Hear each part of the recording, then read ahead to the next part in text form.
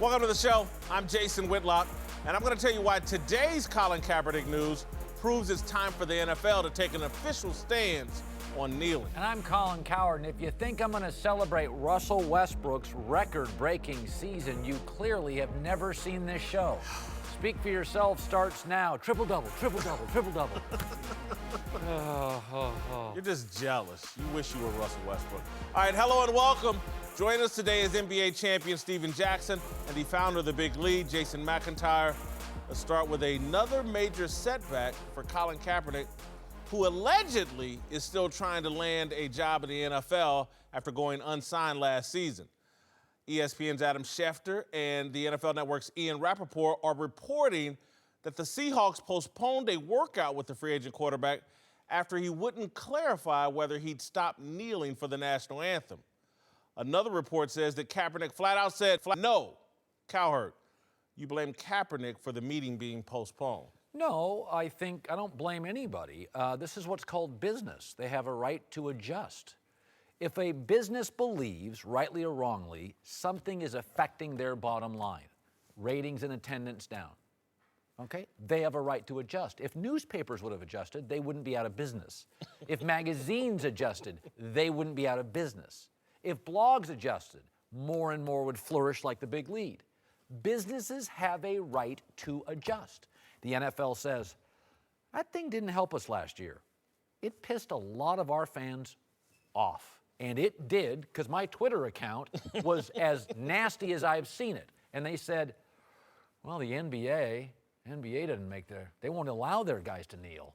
You know what, we don't have a policy yet, but we're gonna ask players, are you gonna kneel? And if they say yeah, we'll pass on them.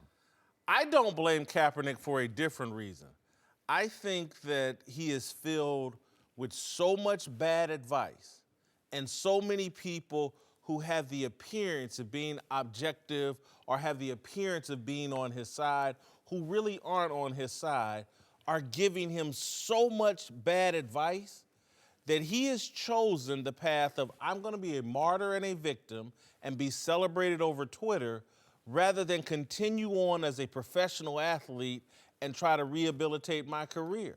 I think if I were his age and if I had his background, having been given up for adoption or by his mother, never knowing his father, being black and then raised by a white family in suburbia, I would be confused and very impressionable. And so if I had people telling me the thing you're doing is the greatest thing in the world, if I had people like Mike Florio on Pro Football Talk beating a drum every day, they don't have a right to ask you those questions. Just giving him absolutely the wrong advice, bad advice. All these people using Colin Kaepernick, I blame them, not Colin Kaepernick. I just feel like it should be able to have respect from both sides. Obviously, we all know that the NFL and these teams care more about money than people getting treated right. That's just what it is. They can care less about it. They want their business to succeed, yeah. and that's first. That's most important than anything. We understand that. I feel it should be some common line. I think they're both at fault. I don't think you should not hire a guy just because he wants to make a peaceful stance. And I think at this point, Colin, you know, I think you should be able to talk to these teams and come to some kind of common ground. I don't think it should be, well, you do this and we'll sign you. And I don't think Colin should call these teams and be like, well, if I can't kneel, I won't play.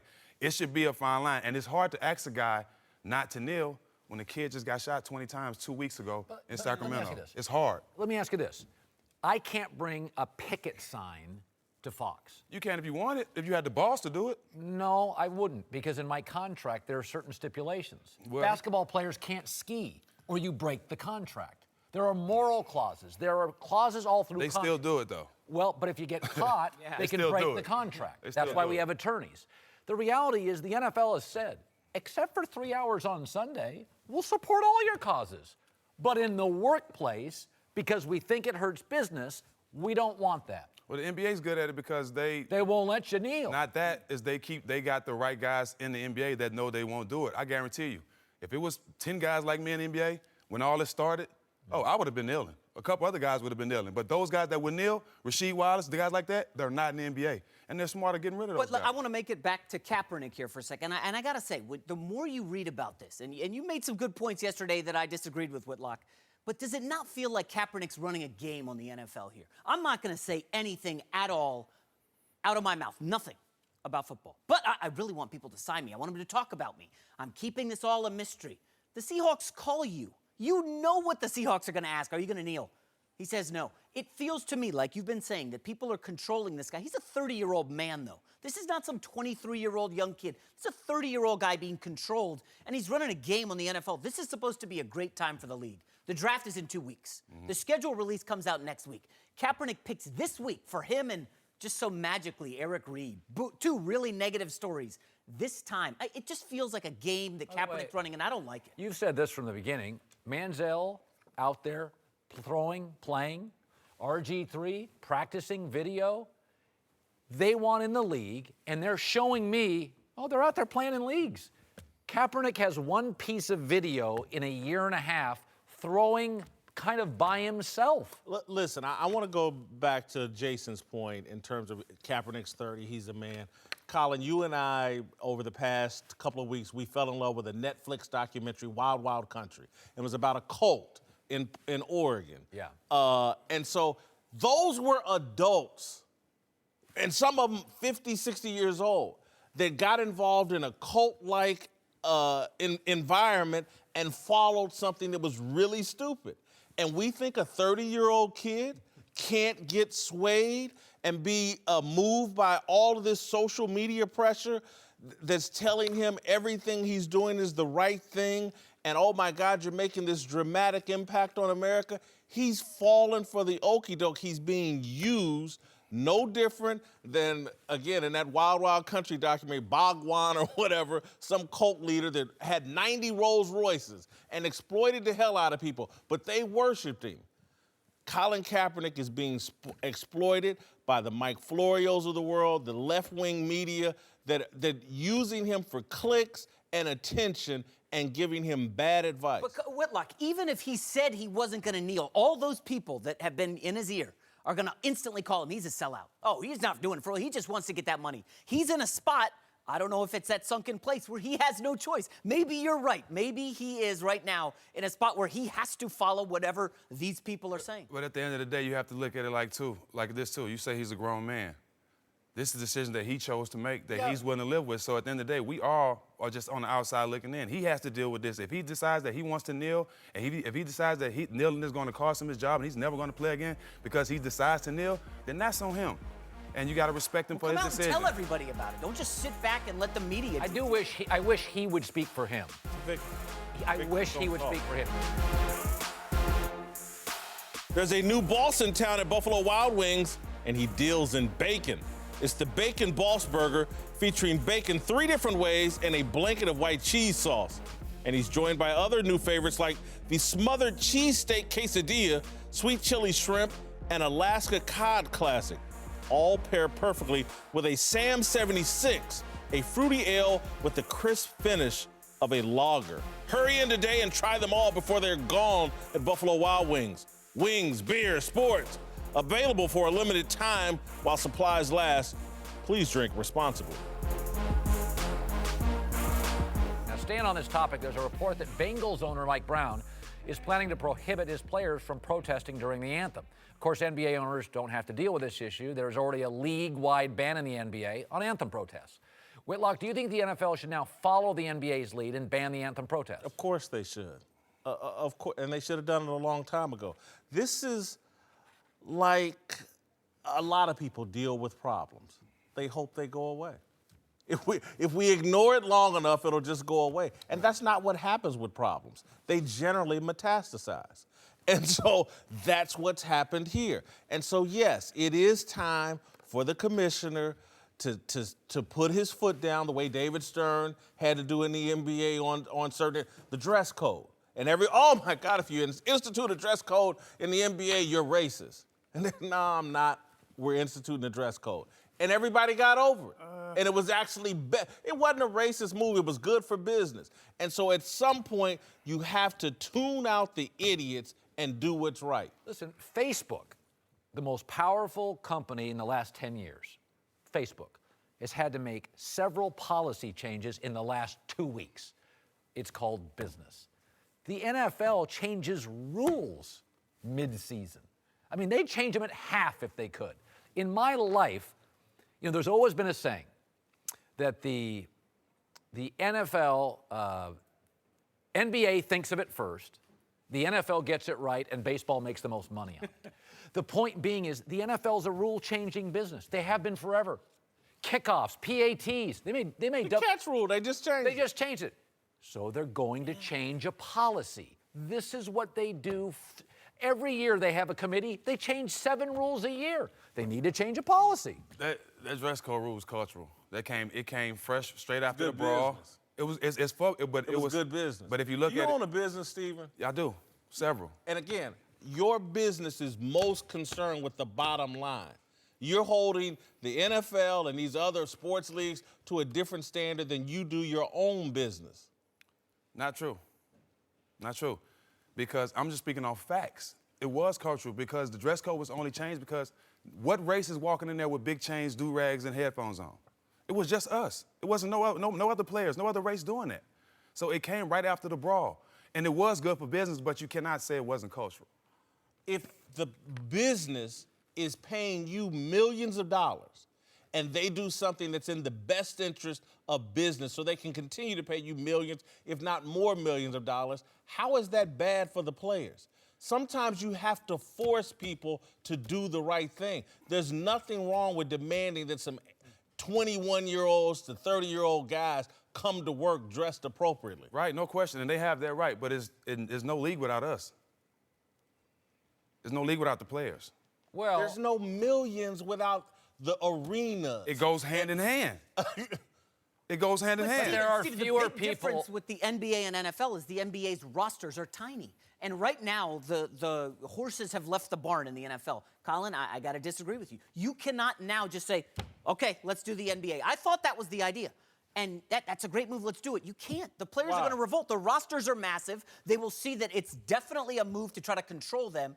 You factor in the social media and what all these outside forces are saying. You can't do that rule. I think what they need to do is say, you know what? Let's just keep the players in the locker room during the national anthem and move on. I don't think you can try to institute a rule. Well, but by the way, They don't have to try. They can do what they want. By They the don't way, have to try. and the that players would can be a revolt. policy change. What That you're would be a saying, policy change. that's a policy. Now, what I'm saying is, what you just offered is what I think is the way to do it. That's a policy change. I would go the other route and deal with the fallout because it will go away.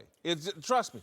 People thought it would be apocalypse now once they made a dress code in the NBA. I heard everybody, oh my God, it's 1960s all over again, and everybody's a racist. And then they did the dress code. Man, everybody looks better, looks more professional, and everybody moved on. The big difference is the NFL is very aligned with the armed forces. We know that right now. The league is definitely aligned, and there are veterans from wars, Vietnam, what have you. They do not like this whatsoever. happened to And the you dress can't code? all of a sudden say, hey, we're going to institute this. And I just don't feel like it's What going happened to the work dress right code? What do you mean what happened? What happened to it? It's still in effect Where? in the NBA. Where? Do you see the do-rags Do you and see, all? what you mean? You see And the white headphones, big chains, all that is back. The only thing that's there is do-rags, because nobody don't wear them no more. They don't. Where's the dress code fell out now? of fashion. Where's the dress code? We wear dress code is still in LeBron wears a do-rag. You always see LeBron in the locker room with a do-rag on. In the locker room, not on the bench. But I'm that saying, was the dress but code. there's no dress code now. There still is a dress code. Where? In the NBA, What- it's the rule have you is still seen on the Have you book. seen Russ Do you walking see- I'm talking about on the bench, guys are in sport coats, Steve. with T-shirts, not even with collar shirts? There's no You dress do code that no on more. this show, There's no okay. dress code no more, though. Joined by 2 NBA champs, Steven Jackson, and the man who know everyone, the centerpiece of the 2008 Celtics title, Brian Scalabrine. Red Mamba. Who, by the way, is in the best shape of his life, The including Red his Mamba. playing career. Best player in the Big Three. To one of the most bizarre coincidences I've seen in my lifetime. Russell Westbrook, who claims that he doesn't pad his stats, all he needed was 16 rebounds last night to become the first player to average a triple-double back-to-back years. Well, what do you know? You're not going to believe this. He somehow wound up grabbing 20, the single highest game total of his entire career. I'm still in shock. What a coincidence. Westbrook spoke about the support he gets from the people who helped him get those rebounds, his teammates.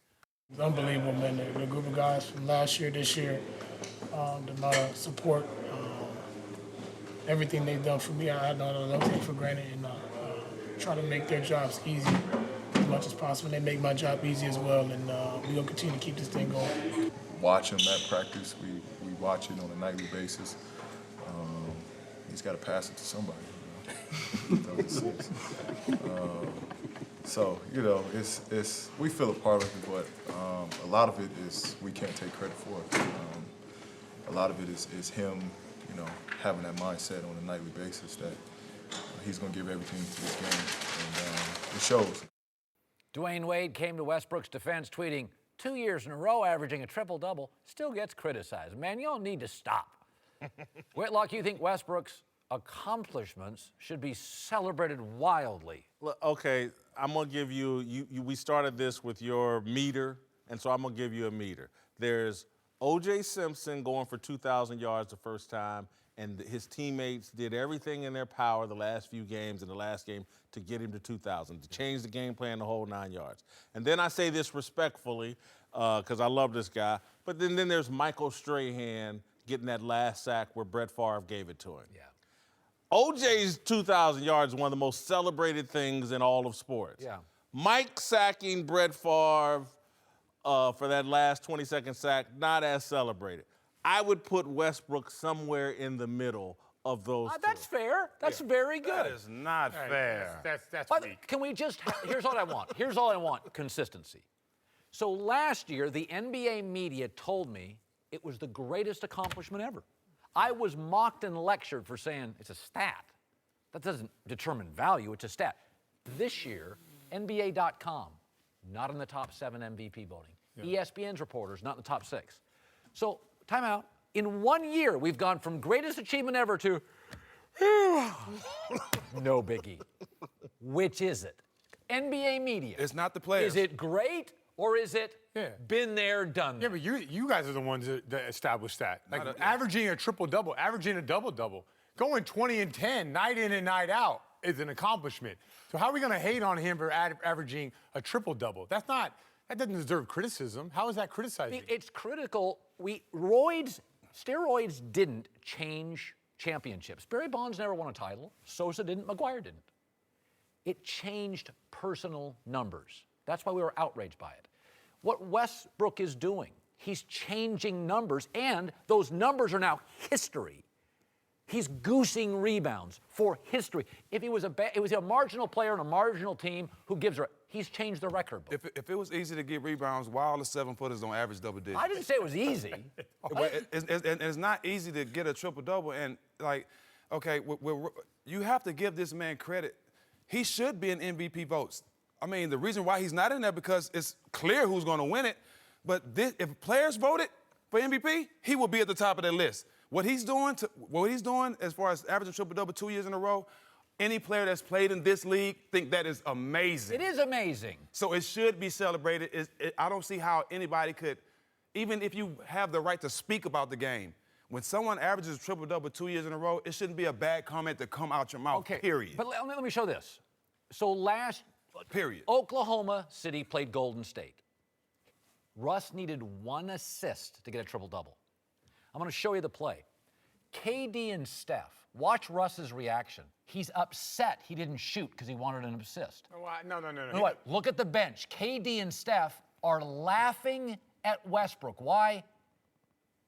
Because they know he doesn't expect Steven Adams to shoot no elbow jumper. When has he ever shot Why an is elbow Westbrook jumper? upset? Because That ain't he an elbow wants jumper. that. Perfect example. I got a perfect example. Why though. are they laughing at him? I had 9 assists when I was in Golden State, and everybody in the arena, even me, knew that I needed a 1 assist for a triple-double.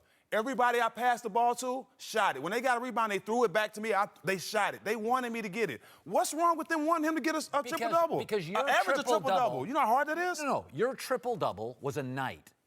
His is history. It's Bonds cheating on home run records. One night. It's not cheating. It's not cheating. How is that cheating? It's goosing. That's It's not inauthentic. goosing, man. It's the tapestry of the game. But you're telling me, okay, let's just separate this out. James Harden doesn't do it. LeBron James doesn't do it. Not Like to that. all the players nowadays. Steven Jackson said, listen, I had a chance to get a triple-double. We went for it. There's nothing wrong with that. Why are you saying that that's not good for the game? Let me defend Cowherd here. Because he's on a night. I get it. But over the course of an entire season, and again, if you go to what Paul George says, like, hey, we can't take credit for it. It was all Russ. And so it's all about Russ. It's an individual accomplishment. He's turned this into golf, damn near, or tennis. He's out there by himself just chasing stats for an entire season. You know what? It's got to be about If more you were than doing that. a triple-double and you're playing tomorrow, and you got one, hell yeah, get Scalabrine a triple. You're a defensive guy, a tough guy. He's going to get a triple tonight. We got to get Steven a triple. How is it different? Because you're literally this whole campaign last year that won the MVP, took it away from MJ, Harden, who could have deserved it. You took it away from him, goosing rebound stats. He took it away from him because he averaged a triple-double, something that hasn't been done in forever. But he only And he averaged lost it Kevin because Durant. of his And he lost Kevin Durant. And this year it's a little bit different. Like, you're like taking one thing and making it your argument. But Kevin Durant leaving and then him winning when they thought they were going to be bad, then him averaging a triple-double, it was the easy vote for the media.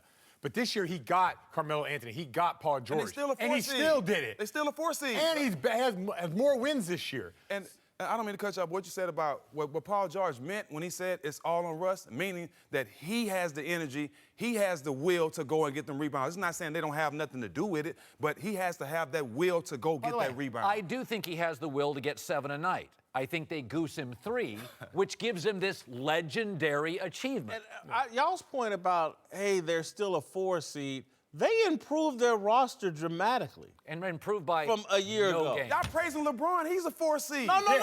You are praising LeBron. He's a 4 seed. Don't switch topics. No, but it's the same thing. LeBron lost Kyrie. Y'all say LeBron is the best in the world. He's a 4 seed. LeBron lost Kyrie. LeBron had Kevin Love hurt. Do you know only 2 teams in this league, top 4 players, played 75 games or more? Always make Toronto excuses for LeBron, and boy. OKC. You know that they're slightly better than Phoenix on the defensive end. Who? And they're the Cavs. And they're also below the Sacramento Kings on the defensive end. 29th in the NBA in defense. LeBron can't guard everybody. Oh, wait. You're saying he's playing at a high level on the defensive end? Not his So how best is that year. not goosing? If you don't play the other end of the floor, if you don't play any defense, and you use no energy at all, and then your stats are inflated offensively, even if he's not chasing it, how is that not goosing the Well, game? in that case, then every NBA player ever except him goose their stats. No. Because Most of the guys team- don't play. Like James Harden, his team is 6th in the NBA in defense. Yeah, because he's got Clint Capella and Trevor Ariza, and Chris Paul's a great defensive Well, guard. I mean, LeBron James, we all know what he's capable of. Yeah. But night in and night out, because he's goosing it, or because he wants to play 82, or because he wants to play 3,000 minutes, he doesn't try on the defensive end, which I don't blame him. I commend him for doing that because how else are you going to play 82 at 34 years old? Yeah. You have to take off.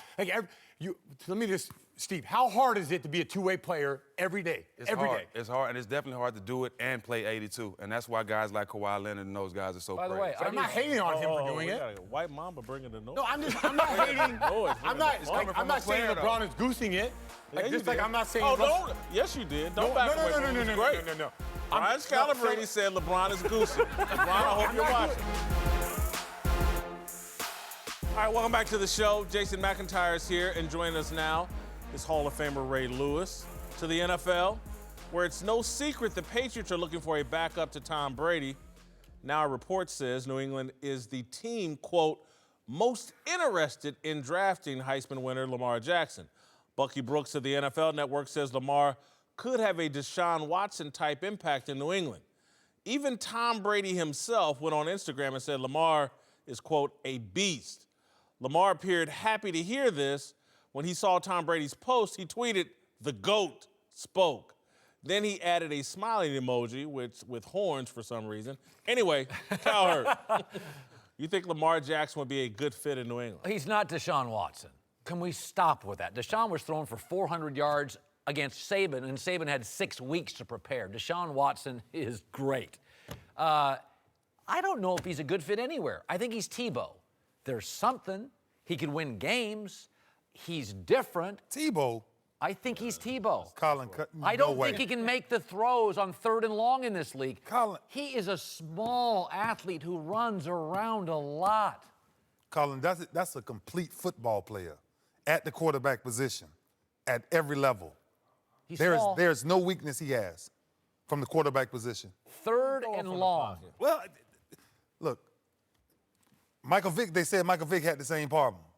No, because he's so athletic, sometimes we have to, what his gift is. His gift is making plays out of the pocket, like Russell Wilson, right? It's a magic man thing that they know in the front 7, nobody's going to be able to deal with them. I'm just telling you, I've watched this boy since he was a freshman.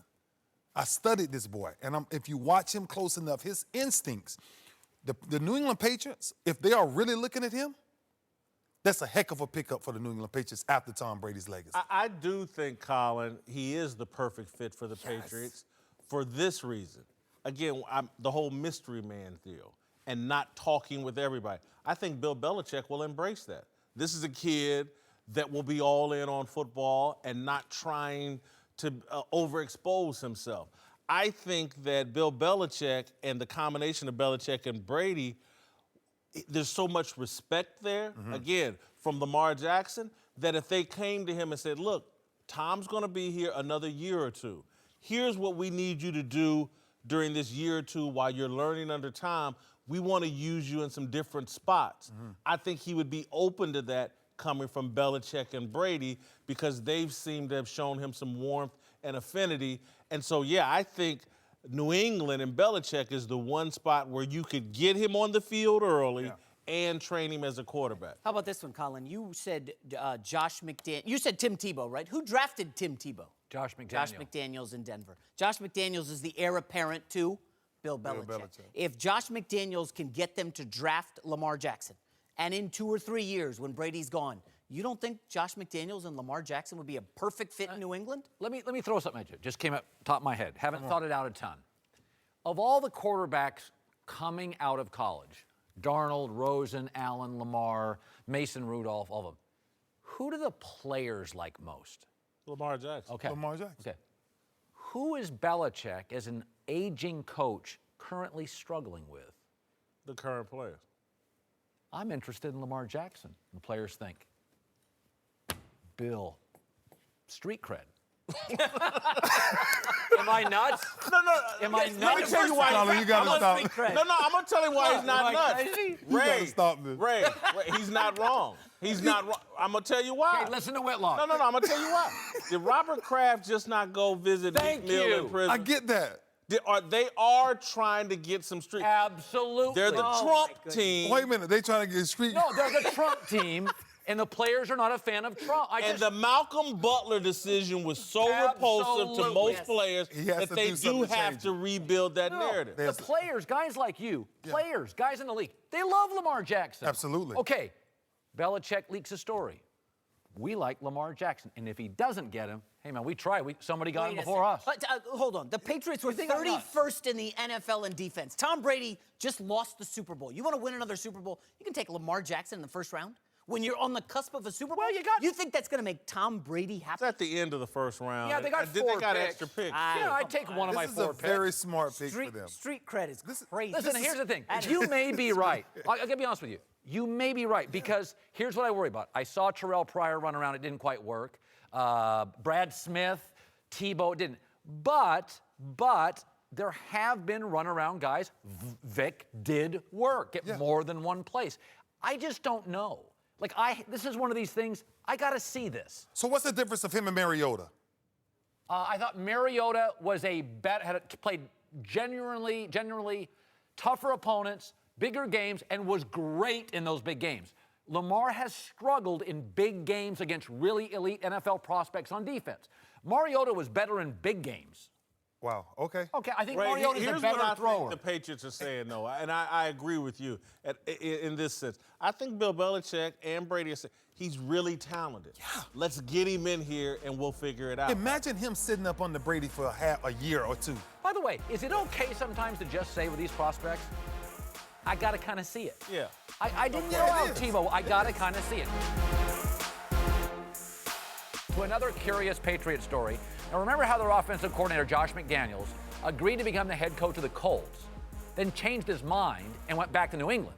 Well, Albert Breer of MMQB says the driving force behind that decision was actually the Patriots owner, Robert Kraft.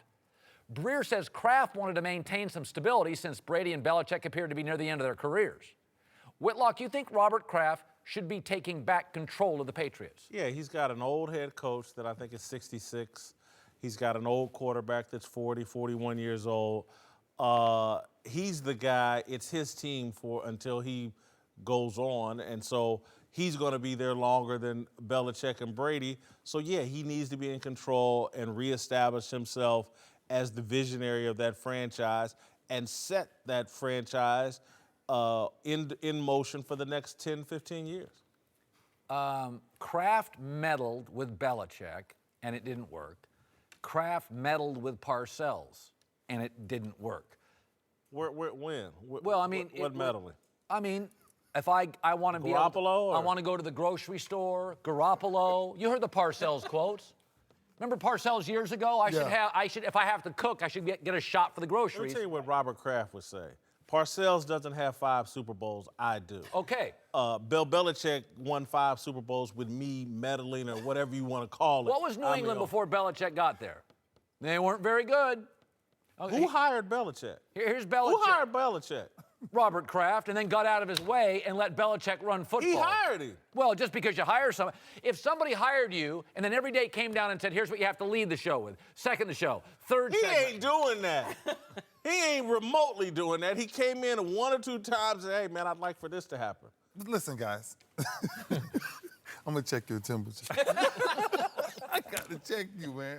But no, listen, everybody sees change must come in New England. It's inevitable. It's happening. Right? Belichick's time is coming. Brady time is coming. It's coming. And the only person that may be there in another 2-3 years is Robert Kraft, along with Lamar Jackson. I'm just saying, you got to start over. Yeah. And I think everybody's feeling that. Yeah. I think Brady's feeling it. No. Everybody on that team. This is what you guys are saying the same thing, basically. You can see the end coming. Yeah. This team has a leak. It's like the Trump White House, man. It's got a leak every 15 And minutes. so why can't Robert Kraft, because this story is based on that Robert Kraft was the guy that talked Josh McDaniels into staying. And so why can't Robert Kraft be saying, I got to find my next Belichick, and I got to find my next Brady? Absolutely. And again, I'm going to treat them the same, whoever the new guys are, Josh McDaniels, maybe Lamar Jackson, maybe Mason Rudolph, who knows. I'm going to treat them the same way as I treated the guys, Belichick and Brady. I'm going to give them free reign until it reaches a point where I feel like I got to step in and say, no, do it this way. That's a pretty good point today by you two. You're not bad either. Welcome back. Joined now 2 stars on this show. Forget basketball and the big 3. Steven Jackson, Brian Scalabrine. 2 champs. Let's get to an epidemic in the NBA. You can't deny it. It's tanking. No question. This season, 9 teams lost 53 games or more. That's the most teams to openly tank in almost a decade. Some people aren't too happy about it, including Detroit head coach Stan Van Gundy, I love him. whose Pistons apparently gave it their all and finished just outside of the playoffs. Van Gundy said, when you have a third of the league trying to lose games, I don't think that's good for our product at all. To me, it's a lack of integrity in your league and a lack of respect for your fans. Stan is strong. Whitlock, you trust Commissioner Adam Silver to fix the tanking epidemic? No, I don't. I think Adam Silver's soft. I think he worries too much about being friendly with the players. I think he wets his finger and puts it in the air to see which way the wind is blowing. I think that if David Stern were in charge, this tanking epidemic wouldn't be going on. But look, Adam Silver is the antithesis of David Stern. And that was great when you had David Stern. You needed a good cop and a bad cop. Now all you got is a good cop. And so, the people are running wild. What's that word again? Antigonus? Antithesis. Antithesis, I the want to know the opposite. definition. Oh, the opposite. Okay. It's the opposite. I got to ask. You only know if you ask. No. You know there's a competition committee, right, that votes on all this. And you know that small-time owners, like in small markets, want to have tanking available so they can rebuild their team. So when you say it's Adam Silver's fault, they put this to vote and they wanted to change lottery reform, and most guys from small markets voted it down. Why did David Stern create the ping pong ball lottery and alter it several times? He hated tanking. I know 2 people that negotiated with David Stern at ESPN. He was a yeller and a screamer. He would get on the phone and he would scream at you if he thought there was he would call newspaper editors, don't write this story. To your point, Adam Silver, his DNA is friendly, pro-player, progressive. Nobody's intimidated by him. So people are openly tanking. There's no fear. Owners were afraid of David Stern. Players aren't even afraid of Adam Silver. Forget the owners. The No, players he's afraid are. of the players. I think, well, with Adam Silver, I don't think he's afraid of players. I don't think players are afraid of him. Guys respect him, but it's great to have a commissioner that's down to earth. It's great to have a commissioner you can call and talk to about the littlest things. It's great to be able to Have a friend. to call a commissioner. Yeah, have a friend. Nah, he's not really a friend. So is that That's great? what the you just tanking? described. You like that tanking? No, I don't agree with tanking, but I look at it different. Okay, a lot of these teams tanking, but it's because of that product that they have out there, the players they have out there, and that's why a lot of teams are sorry. The teams ain't really got to try to lose. They're gonna lose anyway with the product that they have out there. But they are trying to lose. They are. You want to know how to fix it? Simple. It's an easy way. The teams that just miss, the Denvers of last night battling for the playoffs, the Detroits that just missed, the Clippers, they should have the most ping pong balls. I Easy. agree. I Easy. totally And then agree. your product out there, they won't put 132 all-time record for most rookies to ever play in the NBA. There were more rookies in the NBA this year than the first year the league was even invented because they want to lose. And you want to lose with young guys, you can go ahead and do that. But you make it so the team that almost makes the playoffs and players that Totally are fighting. agree with that. And last year, Miami, who went 31-9 down the stretch and brought it every single night, gets rewarded with the 14th pick in the draft or the 13th pick in the draft? No way. Those teams should be rewarded. And can you imagine the fans down the stretch and what they're seeing, rooting for their team to win so they can get a better pick? White Mamba, you're killing it. You're killing it. You keep just dropping knowledge. And the point he's making, Stephen, this is why I'm saying you don't need a parent in the commissioner's office. That 132 rookies you're talking about playing, that's taking money out of veteran guys who should That's be in the definitely league not good. and taking money from them. That's why you don't want a best friend in He's the not a commissioner's best office. friend. Oh, he's very pro Put it like this. I talked to him on the phone. I talked to David Stern on the phone about me putting out a mixtape. Was he my friend? No, I but called him and talked to him about me putting out a mixtape during the season. Is that my friend? No, probably because Right. he told you not to do it. No. concentrating on basketball. He couldn't tell me not to because it was freedom of speech. He just told me be willing to deal with the flack from it, which I knew was going to come from it. But Again- I called him, so that makes him my It's a friend. great The same man that combination. fined me $3 million. Is he my friend? No. Stern and Silver, great combination. Bad cop, good cop. Now it's all good cop. And again, y'all don't even know the players don't even know the price they're playing. They got all these kids out there. They can pay them less. They're taking money out of veterans' pockets. It's stupid. And if David Stern were in charge, it wouldn't be going on. Here's the other thing. You have better teams if you had Okay. more veterans in the First of league. all, not only that, but when I was a kid going to games, I didn't know all the rookies. And I wanted to be a sportscaster, but I knew veterans. I knew a Steven Jackson when I was a kid. I would have known you. You've been in the league 10 years. I'm paying $1.75 to bring my kid to a game. No, it's embarrassing. Yeah. Truly. I don't know who. I'm like that too. I have a friend who covers the league, and I talked to him on the phone driving home yesterday. He goes, I watched the game on TV the other night. I had to Google several players. I'd never heard of them. I have That's to a too. bad product. If everyone was trying to win, because the team that just missed the playoffs was getting the #1 pick, do you think that you would have 132 rookies and 20 guys? Your you don't idea know? is great. That is that's- exactly the way to do it. And we should reward Denver. We should reward Miami last we year. should reward effort. Yeah, for sure. Trying to win, even if you lose close. And that goes too. You can't pay a guy $100 million that's going to average 4 or 5 points on your team and expect to win.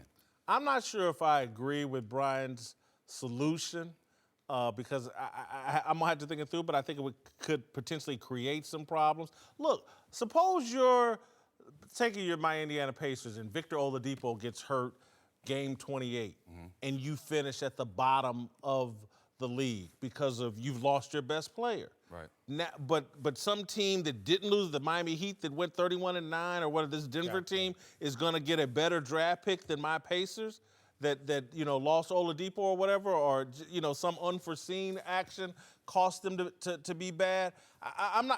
There does need to be a solution, and I think part of it needs to be a respect and a fear of the commissioner's office. But I think people have fallen for the okie-doke because Adam Silver got rid of Donald Sterling. Therefore, we can never question or criticize him again, and he's the greatest commissioner in the history of all the sports. It's bogus. He's not. He's not tough enough for the job. Listen, in any other, if we had 9 NFL teams tanking, it would lead every show every day. We have 9 NBA teams. Nobody's talking about it. Because no one cares. The fans in these cities do want their team to lose. They do. If you go to Phoenix, when you're in Phoenix, the fans want their teams to lose. So you're thinking the fans are not on board with that? I live in Atlanta, and I guarantee you they're not on board with it. They want the top. They want a top 3 pick. They want a top pick, but I guarantee you, all those celebrities that spent all that money for the tickets, they do not want to sit there and watch their team suck every year. Yeah. I guarantee you, and I hear it from their mouth. I hear it from they come to see the other teams more sure, than the Atlanta Hawks. Exactly. But right now, fans are hip to tanking. You think they're not? They are. Oh, yeah, they are. Whether fans are hip to steroids in baseball, it ain't right. Okay, I agree with But that. like Ray Tanking's said, not right. But you can't tank in football because you getting hit in the mouth regardless, like Ray said. I'm going to take some more shots at Adam Silver. You can. All right, time for last call. After a rough start to the season, number 1 overall pick Markelle Fultz finished on a high note, becoming the youngest player ever to record a triple-double, breaking the record set by Lonzo Ball earlier this season. Cowherd, who's got a brighter future, Fultz or LaVar Ball's kid? Lonzo, because I know he's not a bust. I don't know what Markelle Fultz is yet. I haven't seen enough. He's still not a great shooter. He's outside of the paint. He's not shooting a very high percentage. Lonzo's not going to be a bust. He may never be a superstar. Lonzo's not a bust. I don't know exactly what he is. Do you? No, I don't have enough information. You're right. I do think, though, there's a ceiling for Lonzo Ball. I agree. I agree. He's not athletic enough to be a superstar. And so I don't have a ceiling yet on Markelle Fultz. And so I need some additional information. So based on potential, I would say Markelle Fultz has a brighter future. There's a lot of questions about the Sixers in the playoffs. That's why I think in the Eastern side, they're easily the most interesting team. Simmons, Embiid coming back. They may lose to the first round. I saw you kick them in 5 or